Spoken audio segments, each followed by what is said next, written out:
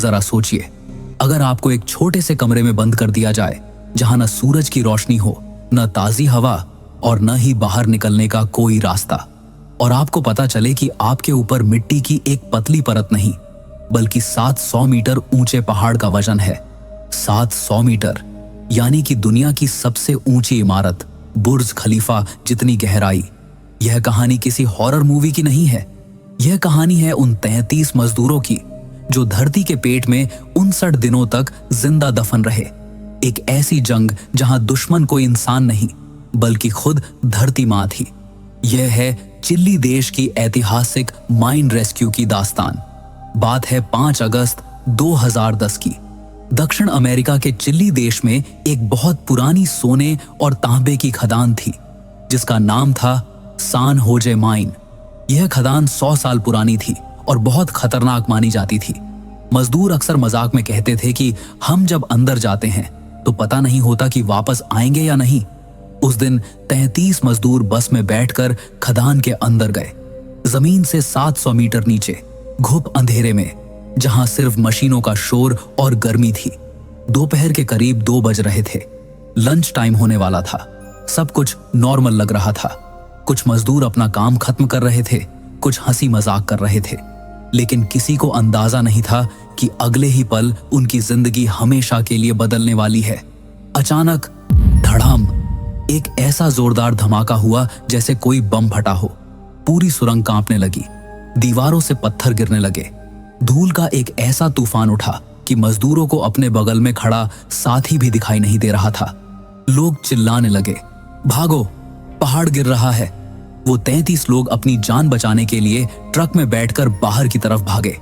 वो लोग रफ्तार में गाड़ी भगा रहे थे, लेकिन थोड़ी दूर जाते ही उन्होंने जो देखा उससे उनके होश उड़ गए। रास्ता बंद हो चुका था। जिस रास्ते से वो अंदर आए थे वहां अब रास्ता नहीं था। वहां एक बहुत बड़ी चट्टान आकर गिर गई थी। यह कोई मामूली पत्थर नहीं था।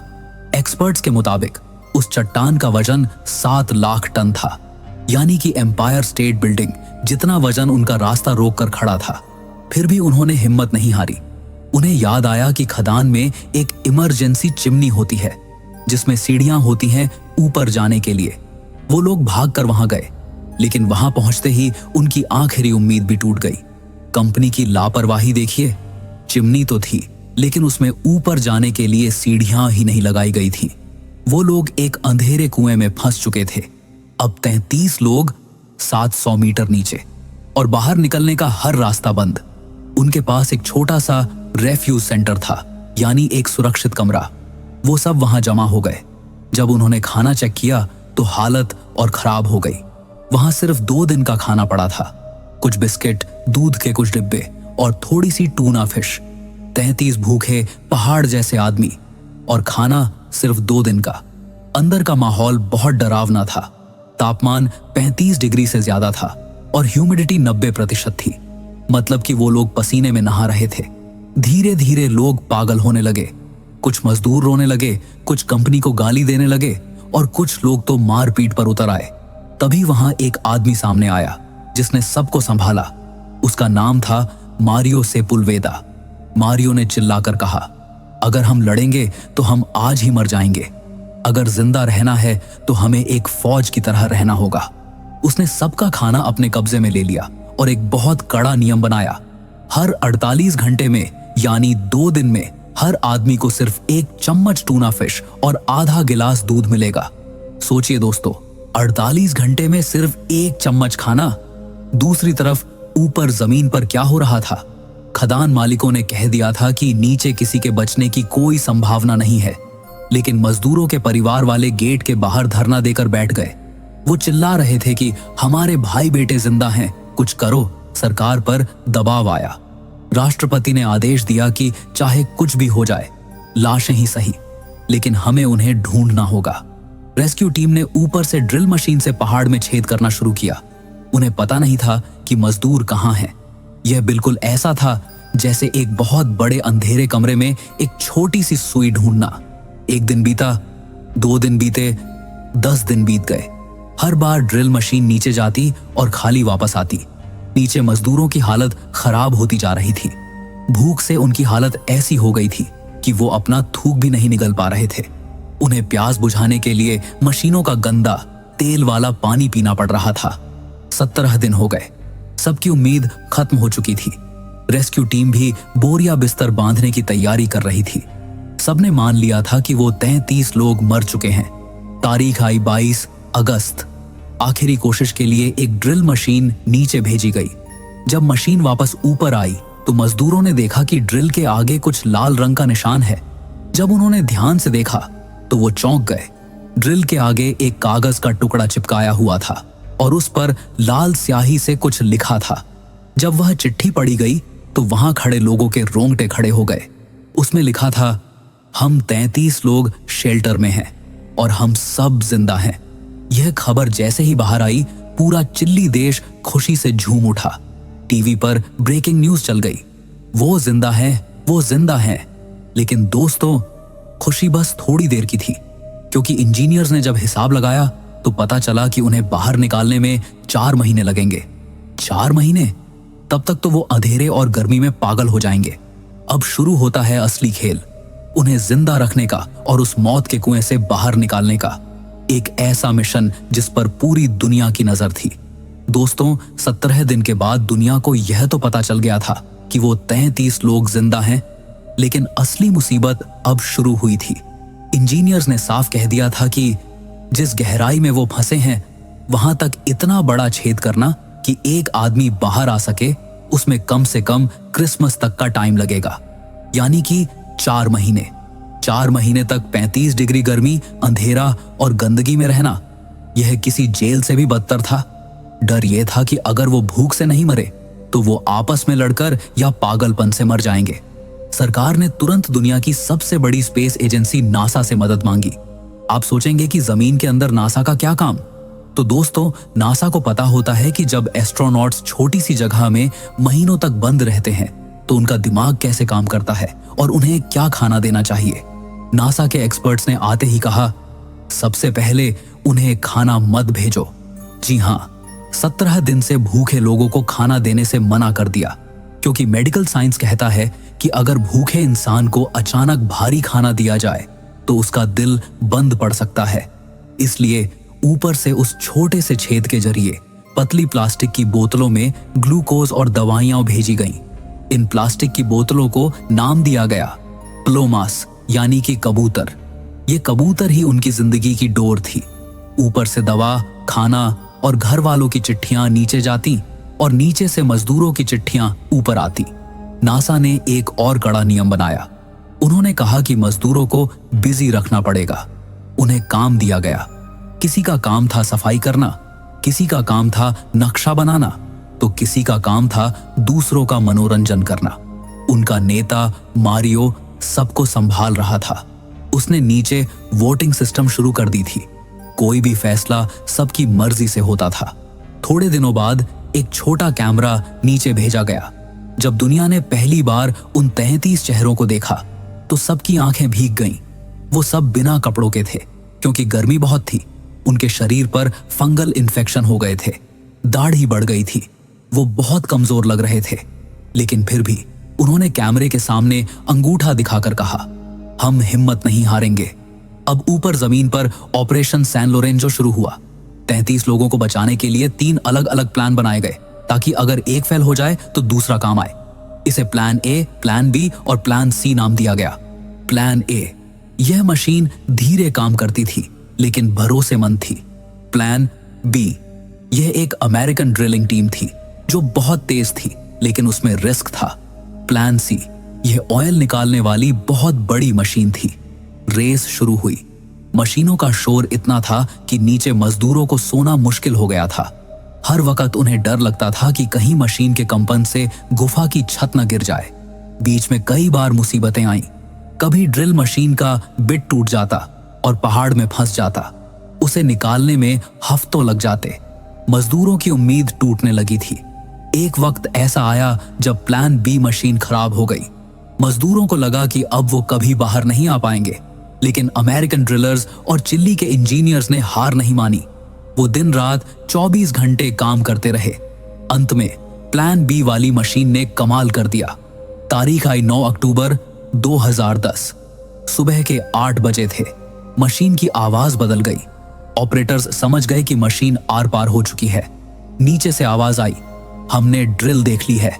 59 दिनों के बाद आखिरकार एक ऐसा रास्ता बन गया था जो इतना चौड़ा था कि उसमें से एक इंसान बाहर आ सके।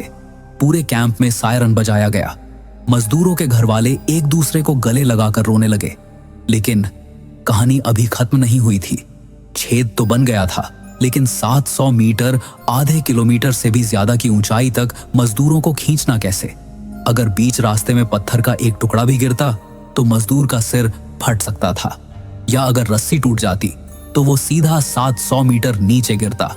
इसके लिए नासा और चिल्ली नेवी ने मिलकर एक खास लोहे का पिंजरा बनाया था। उसका नाम रखा गया था फिनिक्स। फिनिक्स एक ऐसा पक्षी है जो राख से जिंदा होता है। अब सवाल यह था, सबसे पहले कौन जाएगा? क्योंकि जो पहले जाएगा उसे पता नहीं कि यह लिफ्ट काम करेगी या वह बीच में ही फंस जाएगा। यह मौत का जुआ था। एक बहादुर रेस्क्यूअर ने कहा, मैं नीचे जाऊंगा, मैं देखूंगा कि रास्ता साफ है या नहीं। दुनिया सांस रोककर टीवी के सामने बैठी थी। 100 करोड़ लोग लाइव देख रहे थे। क्या यह मिशन कामयाब होगा या आखिरी वक्त पर कोई दुर्घटना होगी? दोस्तों, 12 अक्टूबर की रात थी। घड़ी में 11 बज रहे थे। अटाकामा का रेगिस्तान ठंडा था, लेकिन वहां मौजूद हजारों लोगों के माथे पर पसीना था। सबसे बड़ा सवाल यह था, क्या वह लोहे की लिफ्ट जिसे नासा ने बनाया है वह सही सलामत नीचे जा पाएगी या बीच रास्ते में अटकेगी? सबसे पहले हिम्मत दिखाई एक रेस्क्यूअर ने, जिसका नाम था मैनुअल गोंजालेज। मैनुअल मुस्कुराते हुए उस पिंजरे में बैठे। उन्हें पता था कि अगर रस्सी टूटी तो उनकी लाश भी नहीं मिलेगी, लेकिन वह तैयार थे। जैसे ही मशीन चालू हुई और पिंजरा जमीन के अंदर जाने लगा, ऊपर खड़े हजारों लोग शांत हो गए। 15 मिनट, 16 मिनट, 17 मिनट। यह 17 मिनट किसी सदी से कम नहीं थे। 700 मीटर का सफर तय करके जब पिंजरा नीचे पहुंचा तो अंदर मौजूद 33 मजदूरों की खुशी का कोई ठिकाना नहीं था। जैसे ही मैनुअल गोंजालेज पिंजरे से बाहर निकले, मजदूरों ने उन्हें गले लगा लिया। वह पहले इंसान थे जिन्हें उन मजदूरों ने 59 दिनों के बाद देखा था। यह एक बहुत भावुक पल था, लेकिन अभी जश्न मनाने का वक्त नहीं था। असली काम तो अब शुरू हुआ था, ऊपर आना। सबसे पहले किसे भेजा जाए? प्लान के मुताबिक सबसे पहले उस आदमी को भेजना था जो शारीरिक रूप से सबसे मजबूत हो, ताकि अगर रास्ते में लिफ्ट अटक जाए तो वह घबराए नहीं और उसे ठीक कर सके। चुना गया फ्लोरेंसियो अवालोस को। फ्लोरेंसियो को पिंजरे में बिठाया गया।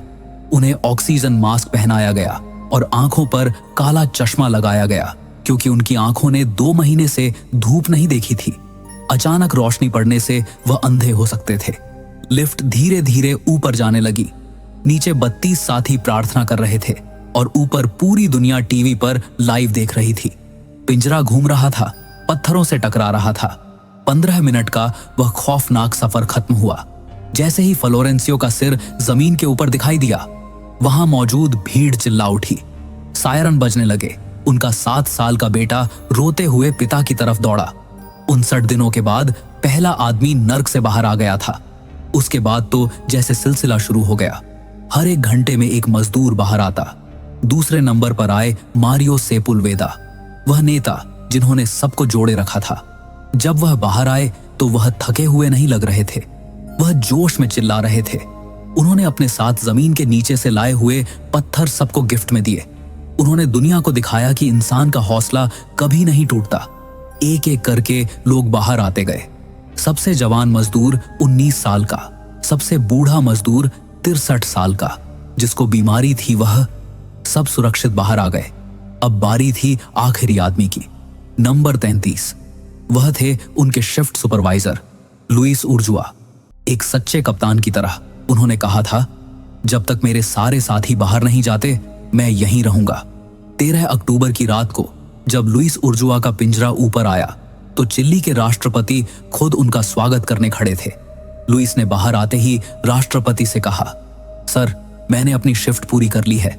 यह सुनते ही पूरा देश रो पड़ा। रेस्क्यू टीम ने एक बोर्ड लगाया जिस पर लिखा था, मिशन कामयाब। नीचे बचे लोगों की गिनती अब 0 थी। 33 लोग गए थे और 33 के 33 वापस आ गए। नासा, चिल्ली सरकार और दुनिया भर के एक्सपर्ट्स की मेहनत रंग लाई थी।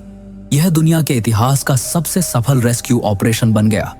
आज वह 33 लोग अपनी अपनी जिंदगी जी रहे हैं। हालांकि उनके लिए नॉर्मल होना आसान नहीं था। कई लोगों को बाद में डरावने सपने आए, कई लोग डिप्रेशन में गए, लेकिन उन्होंने हार नहीं मानी। यह कहानी हमें सिखाती है कि जब मुसीबत पहाड़ जैसी बड़ी हो तो हमारा हौसला उससे भी बड़ा होना चाहिए, चाहे अंधेरा कितना भी गहरा क्यों ना हो। अगर हम एक दूसरे का साथ न छोड़ें तो रोशनी की किरण जरूर मिलती है। 59 दिन, 33 जिंदगियां और एक चमत्कार। दोस्तों, आपको अद 33 की यह सच्ची कहानी कैसी लगी? क्या आपको लगता है कि ये मजदूर किस्मत वाले थे? अपने विचार कमेंट बॉक्स में जरूर लिखें। अगर वीडियो पसंद आया हो तो लाइक करें और अपने दोस्तों के साथ शेयर करें। ऐसी ही रोमांचक और सच्ची कहानियां देखने के लिए हमारे चैनल को सब्सक्राइब करना ना भूलें।